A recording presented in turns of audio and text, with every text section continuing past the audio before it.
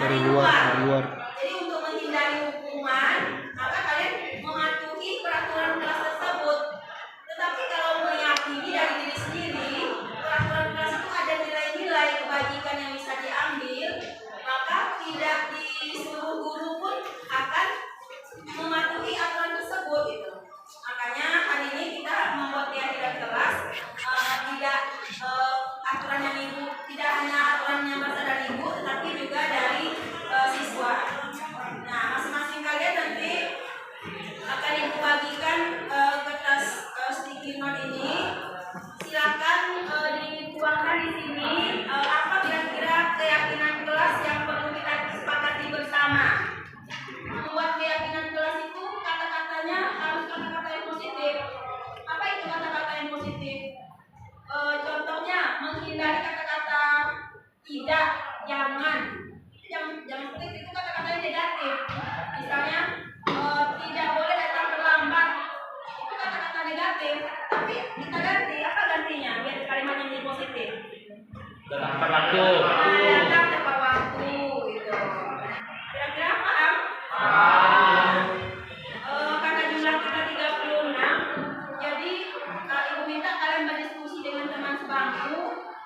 Coba disepakati kira-kira apa keyakinan kelas yang kalian bisa sarankan untuk keyakinan kelas di kelas kita.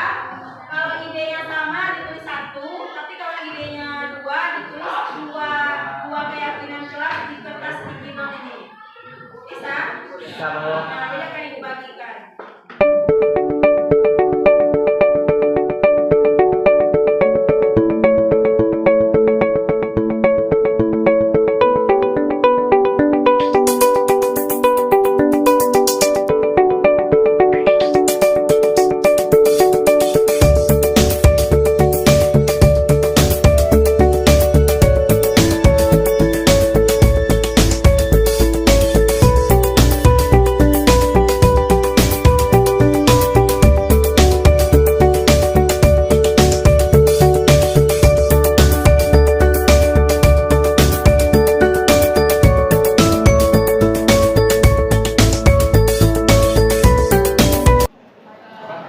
penggunaan media handphone dengan bijak selama pembelajaran berlangsung. Menjaga kekompakan satu sama lain dalam hal apapun, dan juga setiap anggota piket harus bertanggung jawab pada jadwal piketnya masing-masing. Datang tepat waktu mengikuti pelajaran dengan baik. Budayakan 5S, senyum, salam, sapa, sopan, dan santun. Bertanggung jawab mengerjakan tugas piket. Menjaga fasilitas sekolah. Mengikuti kegiatan upacara setiap hari Senin dan kegiatan timur-tak di hari Jumat. Berkatalah dengan tutur kata yang sopan dan santun. Beberapa masukan keyakinan kelas yang akan kita sepakati ada yang sama ini kita kelompokkan karena nilai kebajikan atau nilai keyakinannya nanti akan sama. Nanti dipilih satu saja yang ditempel di karton. Kita menjawab mengerjakan tugas piket, tetap menjaga kebersihan kelas dan melaksanakan piket. Hampir sama kata-katanya kan? Nah, apa kira-kira nilai kebajikan dari melaksanakan piket kelas? Tanggung jawab, bersih, peduli terhadap lingkungan.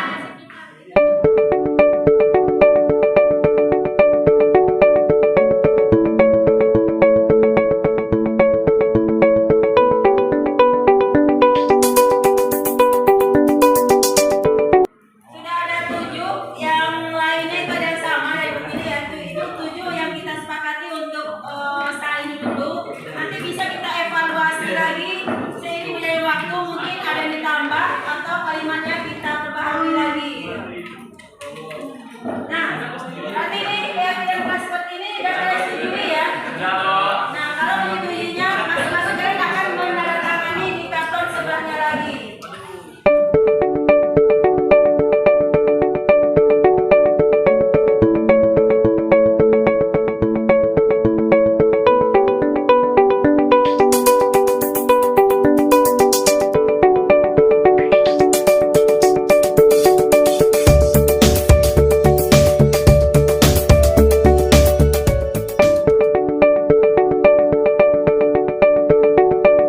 Assalamualaikum warahmatullahi wabarakatuh.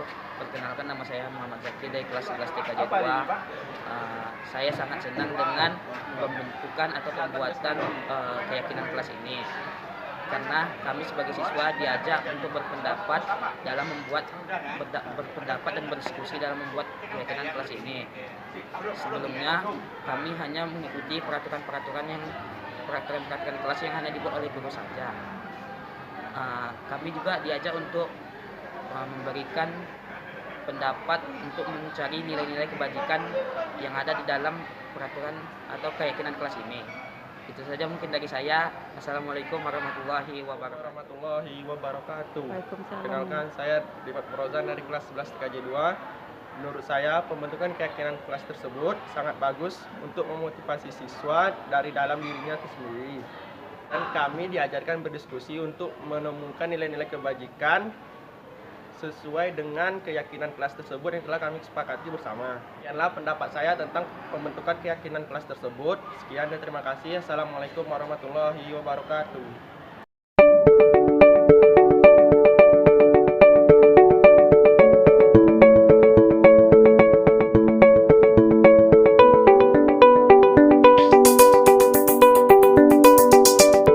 Acara selanjutnya, pemaparan materi, diseminasi membagikan pemahaman dan pengalaman menerapkan budaya positif oleh calon guru penggerak angkatan 7 Ibu Elvi Samsuiti SPD. Kepada Ibu kami persilahkan. Assalamualaikum warahmatullahi wabarakatuh. Puji syukur marilah kita ucapkan kehadiran Allah Subhanahu wa taala. Alhamdulillah sampai saat yang pertama adalah perubahan paradigma belajar, kemudian yang kedua disiplin positif, yang ketiga motivasi perilaku manusia, yang keempat kebutuhan dasar manusia, yang kelima posisi kontrol restitusi, yang keenam keyakinan kelas, dan yang terakhir segitiga restitusi. Yang pertama untuk konsep budaya positif itu berhubungan dengan perubahan paradigma belajar, di mana bagaimana seseorang bisa berubah dari paradigma stimulus respon kepada pendekatan teori kontrol. Maksudnya untuk menerapkan sebuah budaya positif ini ada sebagian dari kita, mungkin kadang termasuk saya juga, kita distimulus dulu baru merespon gitu. Jadi stimulus baru merespon, distimulus dulu berarti dari luar gitu. Tetapi ada juga yang langsung kontrol dari diri kita sendiri. Jadi bila kita ingin membuat kemajuan perlahan, sedikit-sedikit, ubahlah sikap atau perilaku kita. Namun bila kita ingin memperbaiki cara-cara utama kita, maka kita perlu mengubah kerangka acuan kita. Ubahlah bagaimana kita melihat dunia, bagaimana kita berpikir tentang manusia, ubahlah paradigma kita, skema pemahaman dan penjelasan aspek-aspek tertentu tentang realitas. Jadi maksudnya di sini adalah sebagian dari manusia itu untuk melakukan suatu perubahan itu harus distimulus dulu baru merespon. Tetapi ada sebagian dari kita yang langsung kontrol dari diri kita masing-masing sehingga langsung tergerak seperti itu. Kemudian disiplin positif. Apa itu disiplin positif? Nah, disiplin positif merupakan unsur utama dalam terwujudnya budaya positif yang kita cita-citakan di sekolah.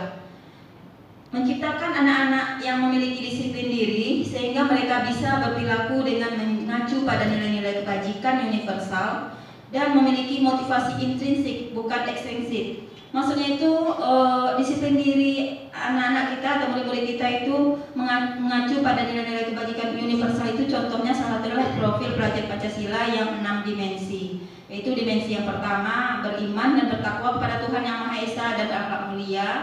Yang kedua, dimensi yang kedua yaitu bergotong royong. Kemudian dimensi yang ketiga berkebinekaan global. Yang keempat mandiri. Yang kelima berpikir kritis dan yang terakhir adalah kreatif.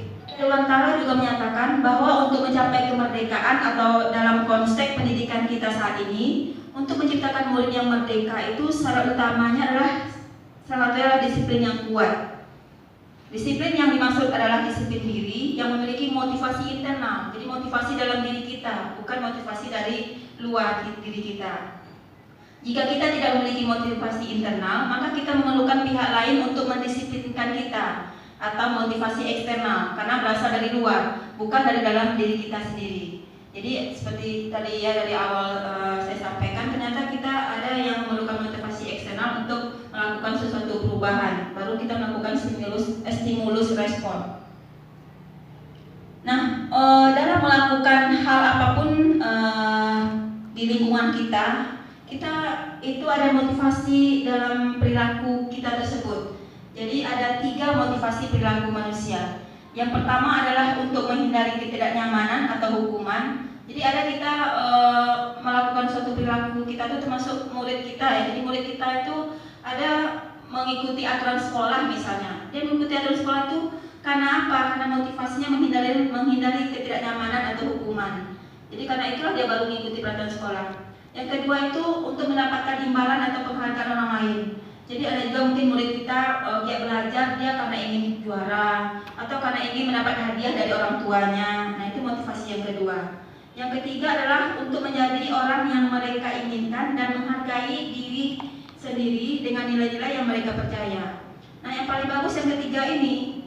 Nah yang ketiga ini bisa membentuk motivasi internal dari dalam diri siswa atau murid. Jadi mereka itu mematuhi peraturan bukan karena nggak ada guru pun tetap tertib.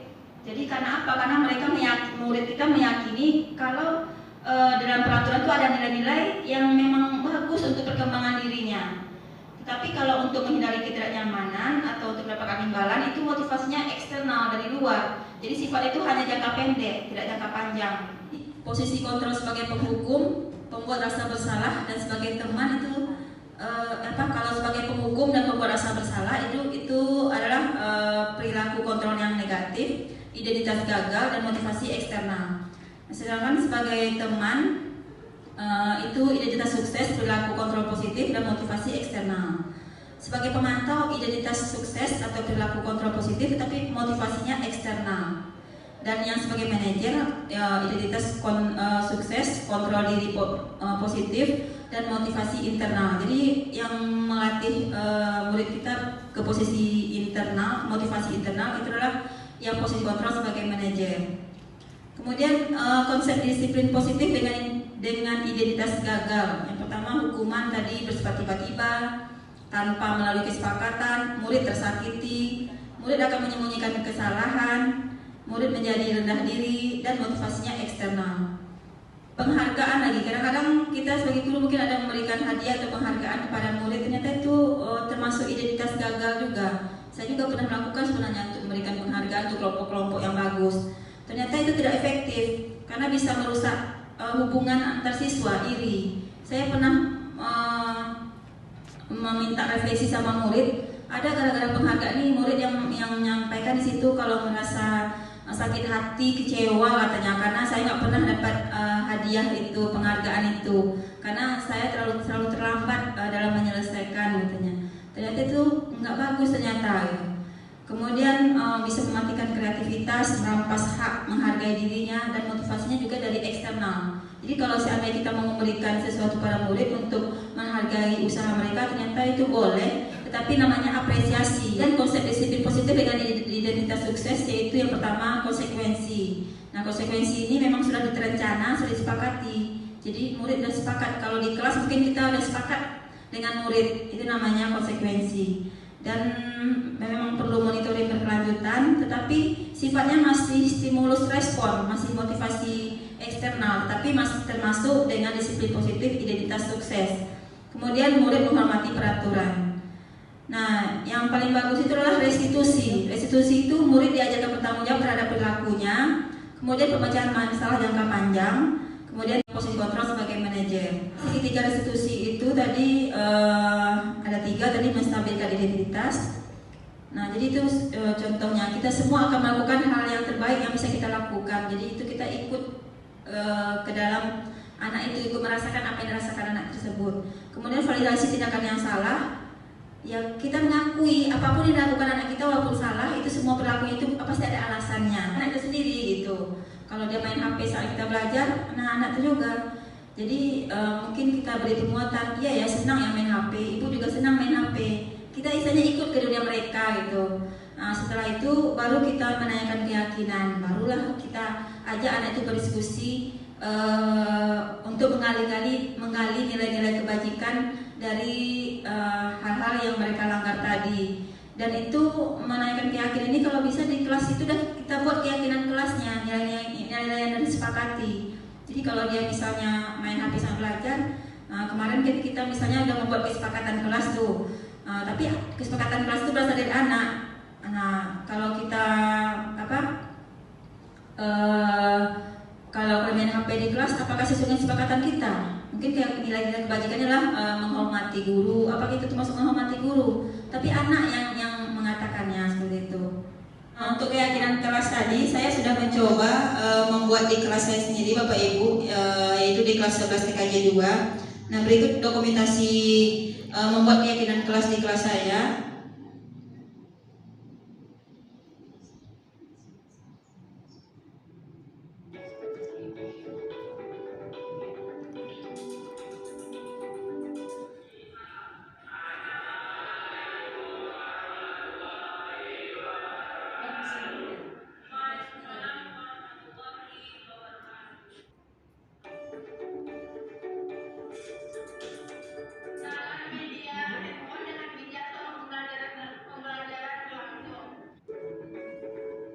Di kelas saya, Bapak Ibu. Demikianlah pemaparan saya dan sosialisasi atau diseminasi tentang pemahaman budaya positif yang saya dapat dari dalam pendidikan program pendidikan guru penggerak. Mohon kepada Bapak Ibu, mungkin kalau ada yang mau saling sharing atau ada yang mau menanggapi di sini, saya persilakan dengan segala kerendahan hati.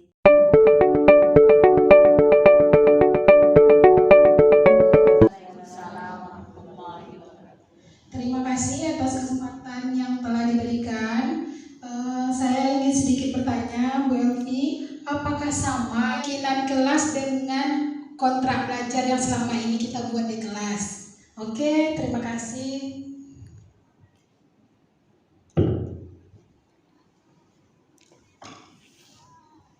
Terima kasih pertanyaannya Bu Meta.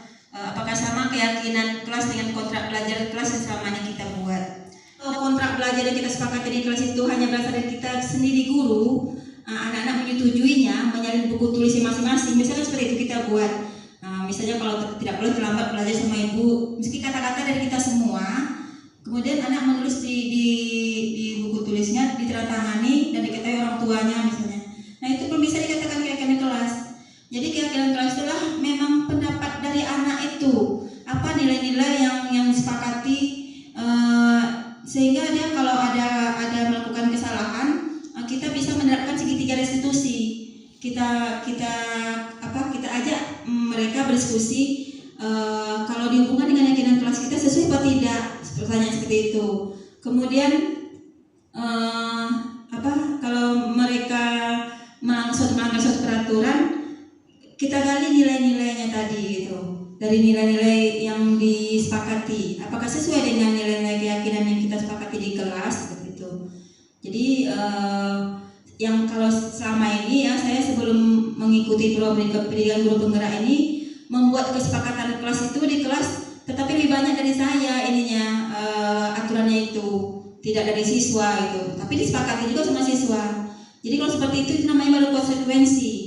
Memang identitasnya masih jadi identitas sukses, tetapi motivasinya masih eksternal, masih dari luar karena takut dengan kita itu. Tapi kalau dari mereka, kita ajak mereka berpendapat, mengajukan masukan tentang apa hal-hal yang disepakati, nah itu berarti keluar dari diri mereka sendiri, sehingga motivasinya bisa secara internal. Demikian Bu Meta. Yang saya tanyakan di sini tadi ada disampaikan bahwa pemberian hadiah. Nah, pemberian hadiah itu tidak baik dilakukan karena bagi siswa yang tidak mendapatkan ada perasaan kecewa, perasaan iri hati. Nah, Bu Elvi tadi menyampaikan ditukar dengan pemberian apresiasi. Mungkin bisa dicontohkan pemberian apresiasinya seperti apa? Terima kasih Bu Yanti pertanyaannya.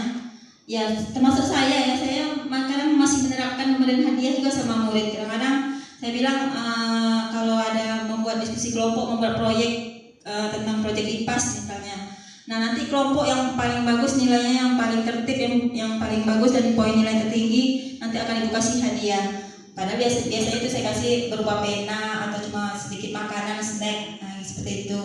Ternyata setelah saya mempelajari ini, pemberian hadiah itu hanya memotivasi secara eksternal. Tapi bisa kita berikan sesuatu kepada murid, tapi namanya apresiasi. Nah, contoh apresiasi ini adalah kita tidak menyampaikan apapun kepada murid di awal pembelajaran, tetapi di akhir pembelajaran kita kasih apresiasi entah itu berupa pujian atau berupa hadiah tadi. Tetapi tidak disampaikan di awal pembelajaran atau nanti di akhir pembelajaran atau di akhir semester. Waalaikumsalam.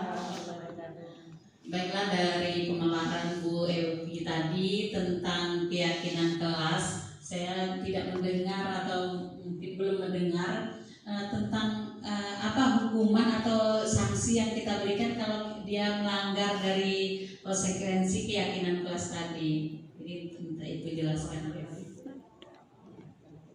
Oh iya, kalau kita kalau menghukum biasanya kan ada, kalau anak melakukan kesalahan biasanya kita kasih sanksi gitu ya. Nah itu sesuai dengan kesepakatan kita di kelas itu lagi gitu. Tetapi kalau dari yang saya peroleh ya, untuk keyakinan kelas ini kita tidak memberikan sanksi kepada anak, karena misalnya sanksi itu memang menghukum itu kan menyakiti. Tapi kita mengajak berdiskusi.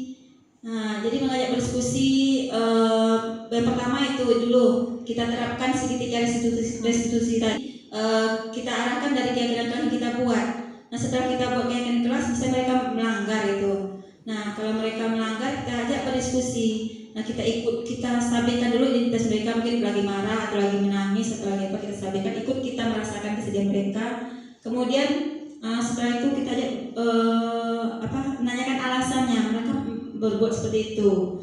Setelah itu baru kita gali nilai-nilai kebajikan dari yang mereka langgar tersebut. Kalau mereka melanggar itu nggak baik itu apa gitu? Apakah itu sesuai dengan keyakinan kelas kita?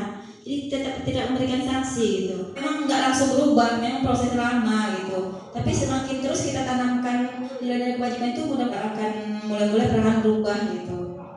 Jadi kan hapus dulu untuk pemateri kita pada siang ini. Calon guru penggerak angkatan 7, terima kasih diucapkan kepada Ibu Elvi Samsuliti SPD. Demikianlah kegiatan sosialisasi membagikan pemahaman dan pengalaman dalam menerapkan budaya positif. Kita tutup acara ini dengan membacakan lafaz hamdalah, alhamdulillahirabbil alamin. Saya selaku protokol mohon maaf atas segala kesalahan. Billahi taufik wal hidayah. Assalamualaikum warahmatullahi wabarakatuh.